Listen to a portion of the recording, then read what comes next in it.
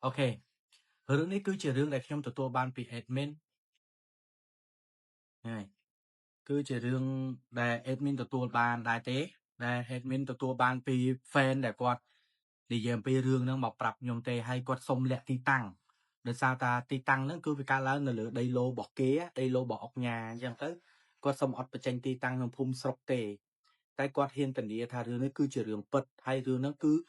nè téบอกគាត់ទាំងអស់ត្រូវបានវិញ្ញាណខ្មោចមីនផលិនជាមួយនឹងចៅគាត់នឹងលងហើយខ្មោចមីនផលិនហ្នឹងជាមួយនឹងចៅគាត់នឹងត្រូវបានរន្ទះបាញ់រឿងនេះកើតឡើងនៅអំឡុងឆ្នាំ2016កើតឡើងនៅក្នុងខ្ញុំអាចរៀបរាប់ត្រឹមតែក្នុងខេត្តកំពង់ឆ្នាំងដែលគាត់បានជួបរឿងរ៉ាវsorry កំពង់ស្ពឺអធិស្ឋានហ្នឹងរឿងកំពង់ស្ពឺអញ្ចឹងបងប្អូនគាត់អត់អាចបញ្ចេញឈ្មោះទីតាំងទេដោយសារតែកន្លែងដែលស្លាប់ហ្នឹងគឺពាក់ព័ន្ធជាមួយដីឡូរបស់អ្នកធំហើយទៅរឿងហ្នឹងគឺក៏គេបិទដែរគេថាអត់មានព័ត៌មានអីទេអញ្ចឹងណាតែសពហ្នឹងពិតជាបានត្រូវផ្ទះបាញ់ពិតមែនផ្ដើមនៃសាច់រឿងដំបូងគឺចេះអ្នកទាំងអស់នេះតាមអ្វីដែលប្អូនប្រុសគាត់ប្រាប់ហ្នឹងយាយផលិនហ្នឹងគាត់អត់មានកូននៅជាមួយគាត់ទេគាត់អត់មានកូនណា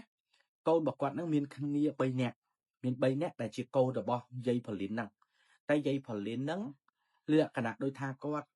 អានេះយើងរឿងផ្ទៃក្នុងគេយើងអត់ដឹងទេតែគ្រាន់តែថាកូនរបស់គាត់ហ្នឹងអត់មានពីណាគេនៅជាមួយនឹងយាយផលិនទេមានតែចៅរបស់គាត់2នាក់ចៅរបស់គាត់ម្នាក់ហ្នឹងឈ្មោះរាជចៅម្នាក់ទៀតហ្នឹងឈ្មោះវងដែលជាចៅរបស់គាត់ទាំងពីរប្រុសទាំងពីរដែលនៅជាមួយគាត់អញ្ចឹងយាយផលិនហ្នឹងគាត់ហ្នឹងដូចថាគាត់ចាស់ហើយគាត់មានជំងឺប្រចាំកាយយាយផលិនហ្នឹងគាត់មានជំងឺប្រចាំកាយអញ្ចឹងទៅគាត់ហ្នឹងក៏លក្ខណៈដូចថាគាត់មិនដឹងទៅរកស៊ីអីចិញ្ចឹមចៅរស់អញ្ចឹងណាដោយខ្លួនមានជំងឺផងអីផងយាយផលិនហ្នឹងគាត់ហ្នឹងក៏សម្រេចចិត្តដូចថាដើរបេះតកួនបេះផលិតបេះអីលក់ពេលខ្លះទៅរាវខ្យងរាវខ្ចៅអីចឹងទៅយកទៅលក់អីចឹងទៅបានក៏បានទៅប្រៃអីចឹងទៅហើយយាយផលិនហ្នឹងក៏ធ្លាប់មានសប្បុរសធម៌លោកជួយឧបត្ថម្ភទៅកាន់លោកយាយផលិននិងចៅរបស់គាត់ដូចគ្នាហ្នឹងហើយតែមនុស្សយាយផលិនហ្នឹងគាត់មិនងាយសុំគេទេគាត់ជាមនុស្សចិត្តគាត់ជាមនុស្សដែលចិត្តណាភាកច្រើនដូចថាគេឲ្យបាយសឡអីចឹងមកឲ្យគាត់ចឹងគឺគាត់មិនងាយសូវទទួលយករបស់អ្នកណាទេយល់អត់អញ្ចឹងយាយផលិនគាត់រំពឹងទៅលើខ្លួនគាត់ជាមួយនឹងចៅរបស់គាត់ម្នាក់ឈ្មោះរាជចៅរបស់គាត់រាជហ្នឹងទាំងពីរនាក់ហ្នឹងគឺពឹងជួយទៅថាទៅបេះតកួនបេះផលិតបេះផ្កាកផ្លោកផ្កាស្នោផ្កាអីចឹងទៅលក់ច្រកថងអាថងទូចហ្នឹងចេះច្រកលក់ចឹងណាក៏ស្រាប់តែថ្ងៃមួយអ្នកនរស្រាប់តែថ្ងៃមួយគាត់នឹងជាមួយនឹងចៅរបស់គាត់ជាមួយនឹងចៅរបស់គាត់ជាមួយនឹងចៅរបស់គាត់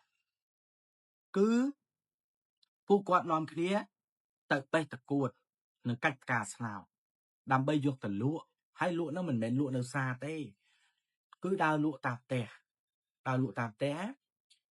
ក៏ស្រាប់តែយាយផល្លាហ្នឹងយាយផលិនចំសំទោសមិនមែនផល្លាផលិនយាយផលិនហ្នឹងគាត់ក៏យកចៅគាត់ម្នាក់ហ្នឹងទៅជាមួយគាត់ទុកឲ្យចៅគាត់ម្នាក់ទៀតហ្នឹងនៅចាំនៅផ្ទះមើលផ្ទះ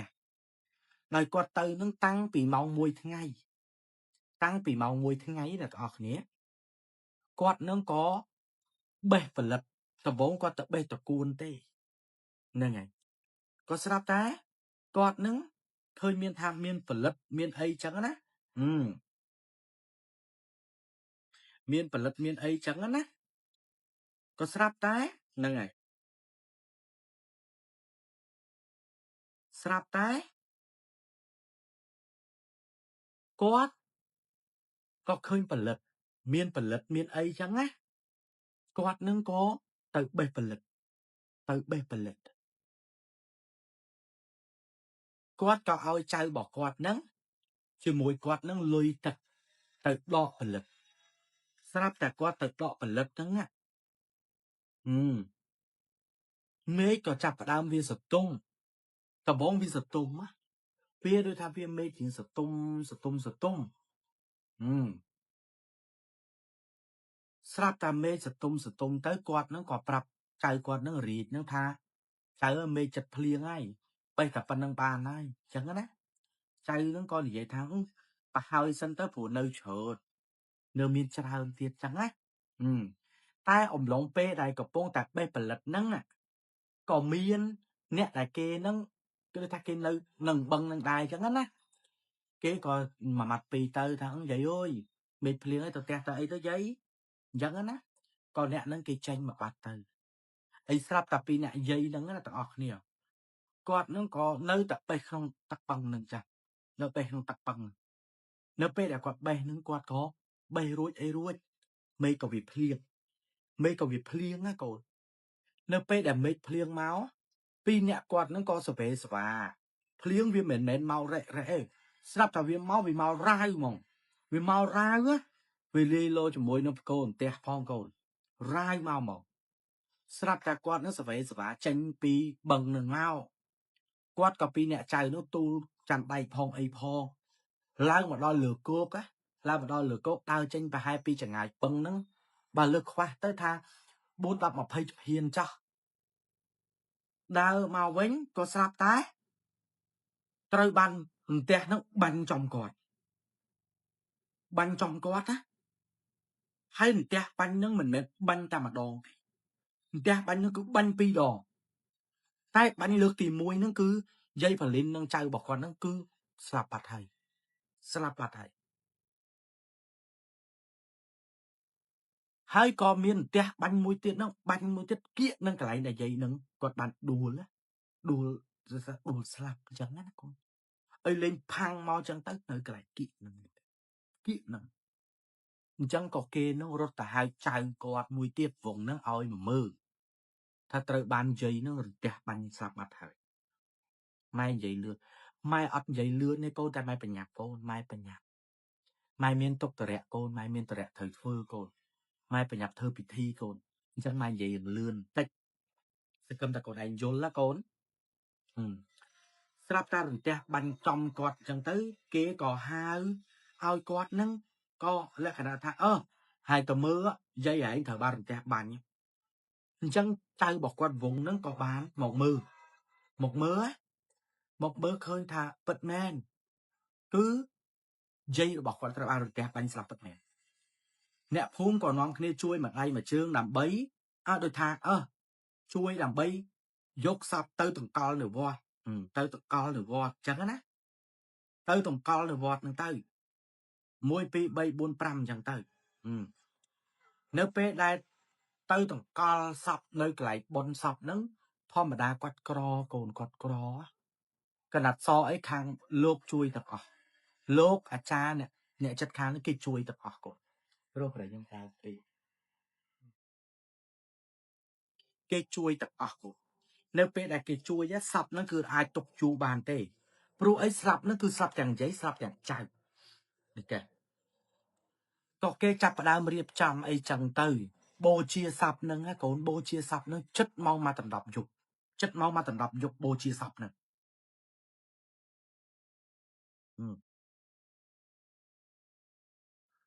បូជាសពហ្នឹងម៉ោងមកដណ្ដប់យប់នៅពេលដែលបូជាសពហ្នឹងរួចអីរួចកូនវងហ្នឹងគឺគាត់អត់ទៅទេ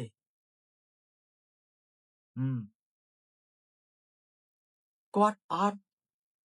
ថាអត់ទៅផ្ទះទេគាត់នៅដេកនៅវត្តហ្នឹងយល់អត់គាត់ដេកនៅនឹងវត្តហ្នឹង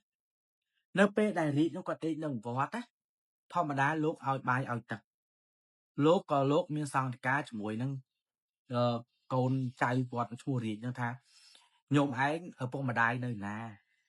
ហើយអស់ពីយាយទៅហើយញោមឯងហ្នឹងទៅណាអញ្ចឹងណាបើពិបាកមកនៅនឹងវត្តមកធ្វើកូនសិស្សវត្តមកកូនសិស្សលោកមកអញ្ចឹងណារីអោវងគាត់ហ្នឹងក៏គិតមើលសត្វផ្ទះក៏ចោលយាយក៏អស់ម្ដាយឪពុកក៏ទៅបាត់គ្នាកំព្រាកូនស្រាប់តែយប់នឹងកូនយប់នឹងមនុស្សដែលស្លាប់បាត់ទៅហើយដូចចាស់ពីដើមលោកមានប្រសាសន៍ថាខ្មោចនៅពេលដែលស្លាប់ដំបងវាអត់ដឹងថាខ្លួនវាស្លាប់ទេយល់អត់វាអត់ដឹងថាខ្លួនឯងវាស្លាប់ទេវងគាត់នៅដេកនៅវត្តស្រាប់តែលបាក់ខ្ទង់ម៉ោង7:03 4ណាកូនម៉ោង3:04ព្រឹកស្រាប់តែវងនិយាយថា dây rồi bỏ quát màu tam quát ao từ tè bên nâng á vốn quát chập đau khát máu dây khủng ai khăng mình tên quát thao quát khát nó pu sập hiếp là dây quát màu nó cứ ắt xa tì rồi hốt đâu vốn quát rốt từ rô lô ở chuối có rốt từ rô lô ở chuối tha quát tới bàn máu dây quát lô máu dây luôn quát máu dây luôn quát nếu bên này lúc sum ruom ao vốn coi sủ pu hay có xua pi tha vốn mình nó khơi thầy chẳng á vốn cả ban thì dây thà trẻ luôn ai nhá á đế nơi chất cột bỏ lô đai ta lang lửa cột tê đế đằng khâu mấy nè đôi thật kra cái tê đế chứ kra cái tê đế sắp ta đế tập bông đế lụa dùng làm đế lụa còn lưu sum lên chơi nó há lưu sum lên chơi há á tay quạt mình chụp bạc tha chia sum lấy được bao chơi quạt rồi có dạng mất quạt nó có bao phê mờ bây để quạt bao phê mờ á tớp quạt đăng tha nét đây bằng hand khuôn ở quạt bàn khơi nó cứ chỉ giấy bọc quạt sập hiếp sập khâu cho bao dây quạt đây mà rồi quạt nó phải hai chia dây nó ở toàn đang thật luôn anh sắp sập hiếp là dây nâng màu luôn là bỏ quạt á còn luôn khâu dây nâng á màu cứ ở miếng crop này tê đôi lúc crop này bắt chẳng đôi thành tè bánh tôi chua crop này bắt chẳng pi nhẹ chai màu cho mỗi nâng rì tăng pi nhẹ mà nhẹ căn thông spectro bỏ xó mà nhẹ tiết tu tràn đầy cứ nhẹ tăng pi ban mà hai quạt đó cái lại chất quạt cái đấy vùng quạt cái vùng tê cứ mà tam hai hơi rút hiếp lại quạt tan khơi nắng cứ mình nên chia sẻ màu thế cứ ca đại dây quạt nâng bong bỏ quạt nơ rua dạng ná cứ rút hiếp cứ bài nâng tập cứ mà hai quạt tờ te hãy mà đây ấy nơ vọt nâng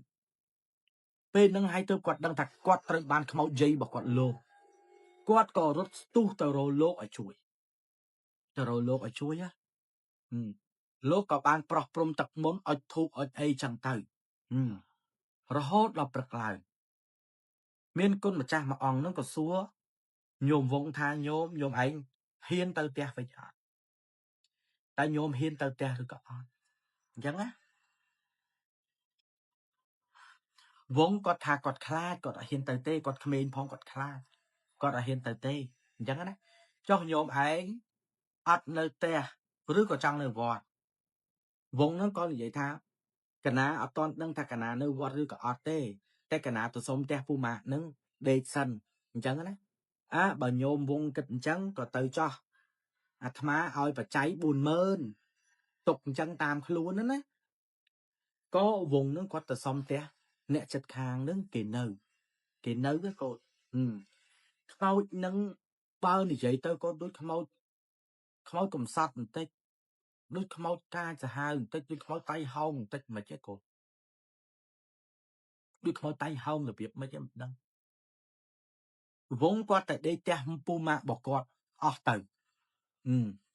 đòi lại mà cha rương đại bạc nhom nó quát con như vậy thá có ở đặc sản tại khâu dây nâng lồng đai pro ấy dây nó cao đại nó rú quạt còi quạt slot ở xong tại khâu nâng quạt lên cả hai rồi thằng nâng ni dây bị té rồi bỏ mà cha rương đại bạc nhom nè té rồi bỏ quạt nângถ้า bất tha អត់នៅជាប់ជាមួយនឹងផ្ទះយាយផលិននឹងទេតែយាយផលិននឹងធ្លាប់ចេញចូលផ្ទះគាត់ជាពិសេសធ្លាប់យកតបែកខ្ចប់ថង់មកលក់ធ្លាប់យកផ្កាស្នោមកលក់ធ្លាប់យកខ្ចងមកលក់ធ្លាប់យកក្រងមកលក់អញ្ចឹងបានន័យថាយាយផលិនហ្នឹងណាគាត់ធ្លាប់ចេញចូលផ្ទះគាត់នឹងញឹកញយយល់ទេតែក្រោយនៅពេលដែលយាយផលិននឹងចៅរាជនឹងស្លាប់បាត់ទៅម្ដាយរបស់ប្អូនប្រុសដែលគាត់ជាម្ចាស់រឿងហ្នឹងគាត់នឹងក៏មានការរៀនខ្លាចរអាដែររៀនក៏ខ្លាចរអាដែរខ្មោចយាយនោះលងទៅហើយកូនលងទៅហើយជាទូទៅម្ដាយរបស់គាត់ហ្នឹងម៉ោង5អីគាត់ងើបហើយយាយចាស់សុកស្រែកូនម៉ោង5គាត់ងើបហើយតែតាំងពីយាយនឹងស្លាប់ទៅគាត់រៀនក្រៅរហ័សគាត់អត់សូវហ៊ានងើបទៀតភ្លឺទេតតែភ្លឺបានគាត់ងើបយល់ទេកូនក៏រំលងបានអត់មកយើងនិយាយមកក៏រំលងមកបានយូរដែរកូនថាវាគ្រប់មកល្មមថាខ្មោចទៅវាដឹងខ្លួនឯងវិញងាប់និយាយបាត់ទេអីស្រាប់យាយដែលត្រូវជាម្ដាយរបស់ម្ចាស់សាច់ជ្រឿងប្រាប់ខ្ញុំហ្នឹងគាត់ថាគាត់ហ្នឹង nó khơi ta chán vì nơi bờ lã quát còn nó thành cha có tờ liêng chán và hơi tới máu vì tâm ta phẩm bốn đọc đại tế có tờ liêng chán và hơi hay chả can bay được cả còi té há cốn chả can bay được cả còi té cái tham mà nô ca để nơ rúa thưa rương ấy ngoạp tới lông chẳng ngoạp tới lông chẳng mà có tha có tờ trô liêng chán ở thằng cao ấy có bao lương thằng chuê với thằng đam mùi có bao lương hay có trô liêng chán sắpแต่có trô liêng chán á cốn liêng chán cài bọc quạt nó pru có vi ọt pru lu có vi ọt lu vi stu vâng rốt trâu từ khung te có từ ta mơ cài nó rốt trâu từ khung te vô lấy cốn hay dục sman nó cái đây ở hay cốn cái đây ở hay nè có sắpแต่quạt nó liêng chán tới quạt nó có chắc đam miếng ở trong thật quạt thật chết pru cho ông khôn á thật chết pru cho ông khôn mà nó bê thật chết pru cho ông khôn dây là chim mà đai bom mà cha sa từ hướng nó á quạt nó còn lên hiên liêng chan phụ ấy quạt mà đứa cha mấy tao quạt khai mau quạt nó còn stu châu từក្នុងផ្ទះដល់ពេលស្ទុះទៅគាត់ទាញទ្វារទៅបិទអញ្ចឹងណាទាញទ្វារបិទអញ្ចឹងទៅអាទ្វារនោះវាកញ្ចក់ណាគាត់ចេះតែតាមលួចមើលតាមកញ្ចក់ហ្នឹងគាត់ថាខុសផ្លែកធម្មតាទៅជាព្រឺឆ្អឹងខ្នងខ្ញាក់ស្រាប់តែគាត់ហ្នឹងក៏ប្រទះឃើញកូនប្រទះឃើញគាត់ថាដំបងហ្នឹងគាត់គ្រាន់តែលួចមើលទេគីឡូណាគិតបាន2ក៏បានមួយខ្មោចលង2ចោលអីចឹងណាគាត់ចេះតែលួចមើលទៅគាត់ក៏ប្រទះឃើញមនុស្សហ្នឹងដើរមកមែនពិតជាមានមនុស្សហ្នឹងដើរមកមែនតែមនុស្សហ្នឹងខ្ពស់គាត់ថាមើលពីចង្អាយទៅមនុស្សហ្នឹងខ្ពស់ខ្ពស់ជាងមនុស្សយើងទៀតខ្ពស់អីស្រាប់តែគាត់ថាគាត់ព្យាយាមតាមសន្លឹងមើលគេបានគាត់ដឹងថាខ្មោចយាយផលីនណាកូនស្លៀកសរងណាសរងពាក់អាវពណ៌ខ្លាញ់ក្តាមណាកូនហើយគាត់ថាមិនមែនមកតែម្នាក់ទេគឺនាំចៅរបស់គាត់មកជាមួយទៀតខ្មោចយាយផលីនលោងមិនមែនមកម្នាក់ឯងមកជាមួយចៅគាត់អារី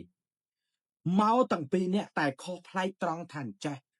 ខ្មោចយាយផលីនអត់បានដឹកដៃចៅមកទេគឺយកចៅអង្គុយពីលើក្បាលរបស់គាត់ហ្មងខ្មោចចៅគាត់នឹងឈ្មោះអារីតហ្នឹងណាអង្គុយពីលើស្មាយាយផលីនណាកូនហើយតម្លាក់ដៃដល់ដីកូនដៃកូននោះវែងហ្មងតម្លាក់ដល់ដីហ្មងយាយនឹងដើមពីវនាវរបស់លោកតែដឹងថាលក់របស់អីទេកូនលឺតែទិញទេតែដឹងថាលក់របស់អីទេកូនខ្មោចយាយនឹងមកលងកូននៅលងទាំងចឹងយាយចឹងចៅហើយលេងមកសិតអង្គុយជន់កកគ្នាមកគាត់ក៏ខ្លាចគាត់ចូលផ្ទះគាត់ប្រាប់កូនគាត់ថាខ្មោចចូលផ្ទះគាត់ទៅប្រាប់ទៅកូនចៅគេនោះក៏យកកបោយកអីមកគូសខ្វែងកុំឲ្យខ្មោចនឹងចូលផ្ទះយល់អត់កូន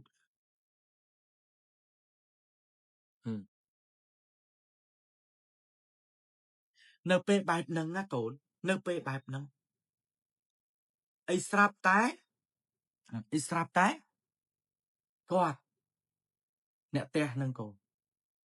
គាត់នឹងក៏គិតថាយាយនឹងធ្លាប់ចេញចូលផ្ទះគាត់អញ្ចឹងគេនឹងក៏ភាសាគ្នាថាគួរតាមុនលោកប្រសូតមុនអត់បើម្ដាយឃើញម្ដាយខ្លួនឯងឃើញអញ្ចឹងហើយគួរតានិមន្តលោកសូត្រមុនឲ្យអត់អញ្ចឹងណាស្រាប់តែព្រឹកឡើងមែនក៏និមន្តព្រះអង្គ2អង្គនិមន្តព្រះសង្ឃ2អង្គមកសូត្រមុនច្រើនព្រឹកអញ្ចឹងណាសូត្រមុនបាន2ថ្ងៃកូនសូត្រមុនបាន2ថ្ងៃខ្មោចយាយនឹងមករោដល់ផ្ទះកូនខ្មោចយាយនឹងសូត្រមុនបាន2ថ្ងៃយប់ឡើងម៉ោង8យប់កូនបិទទ្វារទេអស់លេងអ្នកផ្ទះគាត់ក៏ថាបងយាយខ្ញុំម៉ាក់ខ្ញុំប៉ាខ្ញុំបងប្អូនខ្លាចសឹងមកផ្ទះម៉ោង8អត់តាន់បងផ្ទះខ្ញុំធ្លាប់តែម៉ោង10មកដល់10បានបិទភ្លើងអស់តែលើកនេះអត់ទេបងម៉ោង8ផ្ទះខ្ញុំបិទភ្លើងអស់លេងបិទទ្វារបិទអីអស់លេងបិទទ្វារអស់លេងមកស្រាប់តែគាត់និយាយថាម្លងបាន2ថ្ងៃក្រោយពេលដែលម៉ែខ្ញុំគាត់បានឃើញរួចសូត្រមុនអីហើយខ្មោចយាយផលីនមកសួរដល់ផ្ទះមកសួរពាក្យមិនចេះម៉ាក់គាត់និយាយថាលឺសំឡេងខ្មោចយាយផលីនណាសួរពីអញ្ចាំងផ្ទះមកកូនលឺចេញពីអញ្ចាំងផ្ទះមកហើយផ្ទះគាត់ផ្ទះឈើកូនលឺចេញពីអញ្ចាំងផ្ទះមកសួរយាយម្ដាយរបស់គាត់ថាថ្ងៃខ្លាចអញមែនសួរចឹងណាកូន ខ្មោចនឹងមកសួរយាយអ្នកផ្ទះនឹងថាខ្លាចគាត់មែនណែថ្ងៃខ្លាចអញមែនអញ្ចឹងណាថ្ងៃកុំខ្លាចអញលេងមកនិយាយមកប្រាប់គេមិនឲ្យគេខ្លាចទេស្រាប់តាអ្នកផ្ទះនឹងកូនហើយដូចខ្មោចដូចរឿងខ្មោចនាងនាគម្នាក់បែបប៉ុនសាពះអស់ទេវតារុក្ខរៈអ្នកតាបទិសទាំង8បួងសួងអស់ហើយកូនបួងសួងអស់អស់ចិត្តកូនទៅរកគ្រូមកចងខ្សែសមាទៀតកូនមករកគ្រូចងខ្សែសមាតែគ្រូនឹងគេខ្លាំងណាកូនគេចងខ្សែសមាទៅនឹងហើយក៏លក្ខណៈដូចថាខ្មោចនោះវាចូលអត់បានវាចូលក្នុងផ្ទះនឹងអត់បានចឹងទៅក៏ផត់រឿងផ្ទះគាត់ចូលដល់មីងគាត់មីងគាត់នឹងគឺបើនិយាយពីចិត្តដូចប្រធានកាក់ក្បាតក្រហមចឹងកូនដូចប្រធានកាក់ក្បាតក្រហមគាត់មានអីក៏គាត់ហុចឲ្យដែរគាត់នឹកឃើញតែចាស់ចរិយានៅជាមួយចៅហុចឲ្យរហូតកូនហុចឲ្យរហូតបានមកហូបចឹងហុចឲ្យយាយពេលខ្លះយាយនឹងយកពេលខ្លះយាយនឹងអត់មកដល់មីងគាត់មីងមាសមីងគាត់ឈ្មោះមីងមាសនឹងខ្មោចយាយផល្លាលងឡើងចង់ជ្រុះសក់កូនខ្មោចនឹងកាឡាខ្លួនណាកូនខ្មោចនឹងកាឡាខ្លួនណាគាត់មីងមាសនឹងណាកូនគាត់នឹងក៏ខ្វះប្រហប់ប្រអកគាត់ដើរទៅផ្ទះរបស់ប្អូនគាត់ម្នាក់ទៀតមីងលៀងដើរទៅផ្ទះគាត់មីងលៀងប្អូនរបស់មីងមាសគាត់ដើរទៅផ្ទះមីងលៀងហ្នឹងទៅយកផ្អកយកប្រហុកក៏ទៅដល់ផ្ទះគេយកបានអីបានហើយមីងមាសហ្នឹងគាត់ក៏មកវិញណាពេលដែលគាត់មកវិញណាកូនឯងដឹងខ្មោចនឹងលងគាត់របៀបមិនថាសូតាមកពាក់កដាយប់ពាក់កដាអីសួស្ដីកូនវីកូនសូតាលងម៉ោងមកដល់ម៉ោង10យប់អត់ថាឲ្យកូនលងមក8យប់ម៉ោង8ហើយគេកំពុងជិះម៉ូតូលន់ផ្លូវនឹងណាកូនគេជិះទៅជិះមកឲ្យលន់គាត់ដើរមកវិញគាត់ក៏ឃើញយាយនឹងណាយាយម្នាក់នឹងកូនយាយនឹងចំណាស់មែនតើមកសុំបាយគាត់មកអូនយាយសុំបាយមកពេលមកយាយហៅបាយណាចៅអើយហៅបាយ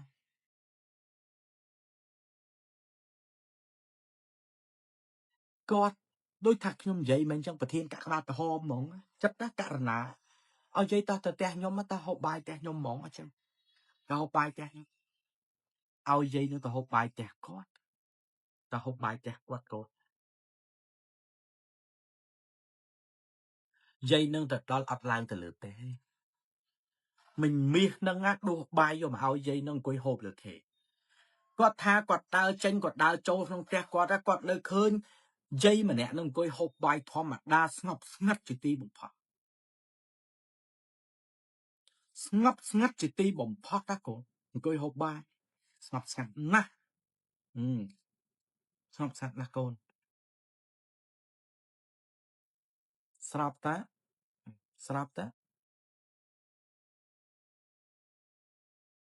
ចេញចូល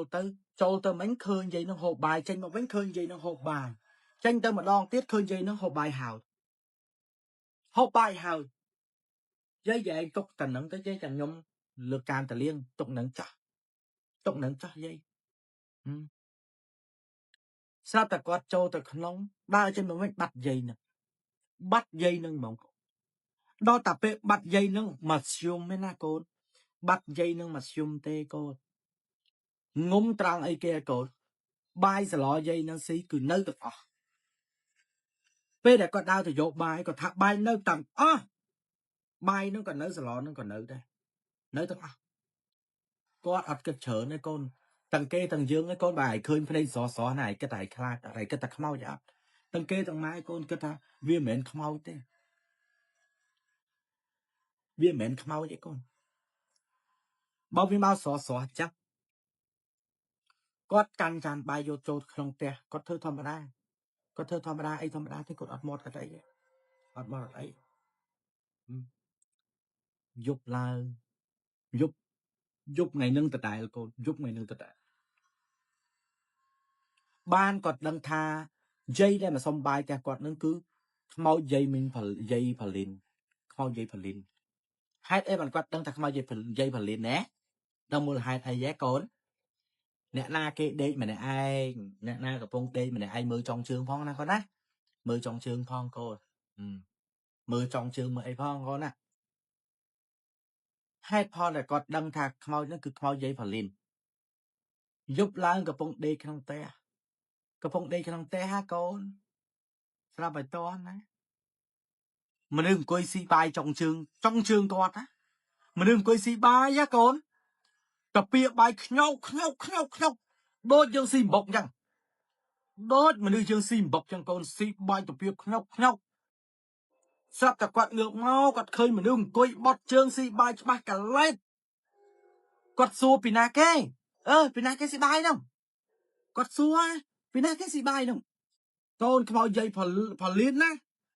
ngợp trâu bông rút trâu sọ tè bắt chừng rút trâu sọ tè quạt mong con ngợp á sầm máu khmau rút tranh bị trong trường nâng tới á trâu không tờ sọ lấp bắt nâng tờ sọ tè nâng vào đào mình phải lý chơi mình biết chơi chủ sắc con chơi chủ sắc sải dùng để anh chắc co trong con rồi họ đọc khai luôn nhẹ con lấy rút tranh bị trong trường trâu tờ sọ bắt á con nó không bao giờ phải lên á con nhẹ á nhẹ hot vì mình mi nâng tư cái ôm cái am cái là bấy thà khao dây phải lên nâng lô cái bấy thà dây phải lên nâng lô tai nè khla nâng cái trong khơi tại vì mình khơi do lẽ con nè khla cái trong khơi tại cái vì mình hạt khơi anh nè đây mình trong chụp nó có bị chụp mà lá con vô lẽ anh nè đây mình trong chụp nó có bị chụp mà lá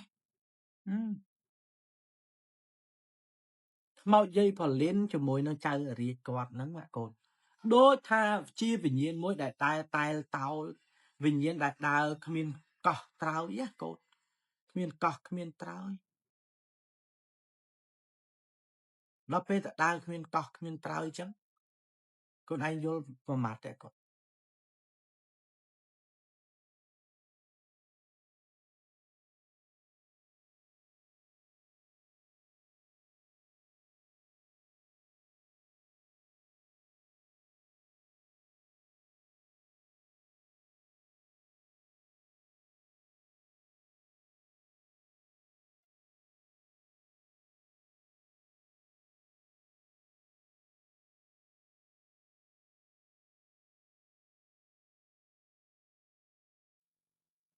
vì nhiên đại đào khmiên cỏ khmiên trao con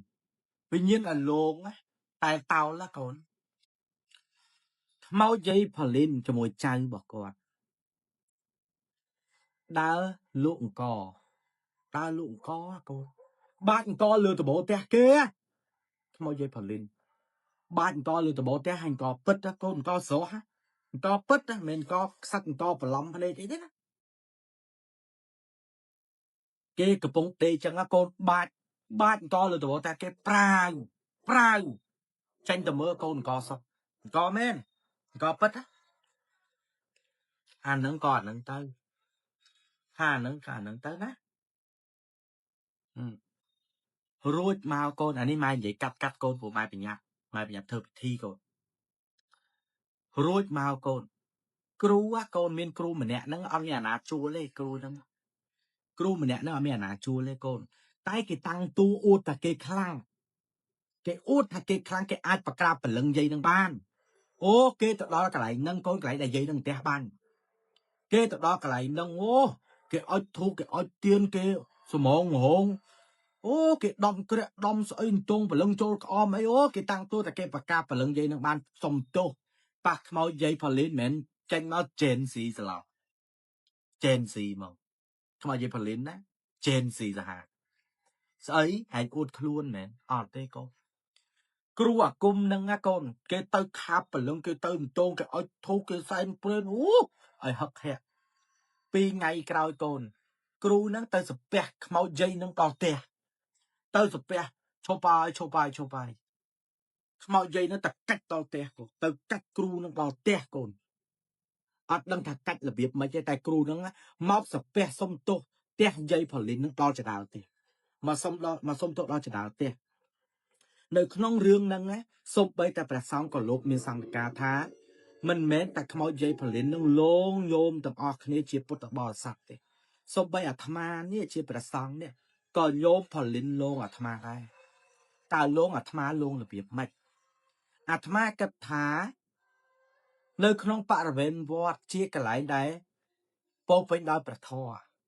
វិញ្ញាណវាមិនអាចលោលេងតែដឹងអីថាតែខ្មោចយាយផលិននឹងញោមផលិននឹងលងអាត្មាចុះពីលើកត់ម៉ោង9យប់ជាងអាត្មាដើរសំមុនដើរសម្ដៅទៅកត់មួយទៀតស្រាប់តែអាត្មានិមន្តទៅកត់មួយទៀតហ្នឹងអាត្មាចេះតែឆ្ងល់ឃើញកូនក្មេងវានៅក្រោមកត់ឃើញកូនក្មេងមួយនោះវាឈរក្រោមកត់អាត្មាចេះតែអើតទៅមើលសួរថាញោមអើយណាគេនៅក្រោមកត់នោះណាគេតែញោមនឹងអត់ឆ្លើយជាមួយអាត្មាទេអាត្មាឃើញញោមនឹងដើរចេញពីក្រោមកត់នឹងដើរសម្ដៅទៅមែនអាត្មាមិនអស់ចិត្តគិតថាគេលោកក្មេងវត្តវាទៅជក់ម៉ាជក់អីនឹងក្រោយមែនណាអាត្មាក៏ទាញពាត់នឹងដើរទៅទាញពាត់នឹងឃើញតែកូនសិស្សលោកហើយនឹងច្បាស់ហើយបើមិនផឹកទេវាជក់ម៉ាជក់អីនឹងក្រោយហ្នឹងលោកក៏ទាញពាត់នឹងដើរទៅសត្វតែដើរទៅកូនអាកូននោះវាដើរទៅផត់មែននឹងបាត់ហើយគាត់ដើរជុំវិញកលឹងមែនរកអត់ឃើញសោះរកអត់ឃើញសោះស្រាប់តាថ្មនឹកឃើញថាអូហើយវារត់ទៅណាក៏មិនដឹងថ្មក៏មុនមកវិញញោមអាត្មាមុនមកវិញទឹមតែដើរចេញមុនចេញពីមេននឹងបានប្រហែល4-10ចាហ៊ានញោមឆ្ងាយរៀងមេនគួសមដែរឆ្ងាយចេញពីមេននឹងគួសមដែរញោមអាត្មាសលឹងមើលចពោទៅចពោកណាចពោអាត្មាសើមមានទឹកដូចគេជះទឹកមកចឹងញោមចពោសើមទឹកអាត្មាលោកប្រហោះទៅច្បូតទៅថាយើងពូតទឹកចាញ់ណាទៅពូតទឹកអាត្មាឆ្ងល់ថាមិនមានទឹកពូតអោនពូតចពោកូនស្មាតទុំអាត្មាងើយមកវិញញោមអូយញោមខ្មោចយាយផលិនញោមផលិននឹងចៅលោកអាត្មាអស់ស្ទះលេងអង្គុយលើតបូលកត់តាំងពីអ្នកយាយឯនឹងចៅអង្គុយលើតបូលកត់អង្គុយសដោកជើងតម្លាក់ជើងចុះមកអញ្ចឹងកូនអង្គុយតម្លាក់ជើងណាកូនញោមសាក់គិតមើលញោមសាក់សម័យគាត់ភ្លើងវិហារធំបាញ់ពីនោះមកដល់គាត់នោះភ្លឺភ្លឹមអីស្រាប់អង្គុយលើកត់អង្គុយលើតបូលកត់ណាហើយភ្នែកមុខបែរមុខណាមកមើលអាត្មាឡើងពេញកដាលមុខមកពេញប្រភេទអាត្មាមិនដឹងរត់ទៅណាញោមបើអាត្មាធ្លាប់ខ្មោចលោកដែរតែមិនដែរលោកអញ្ចឹង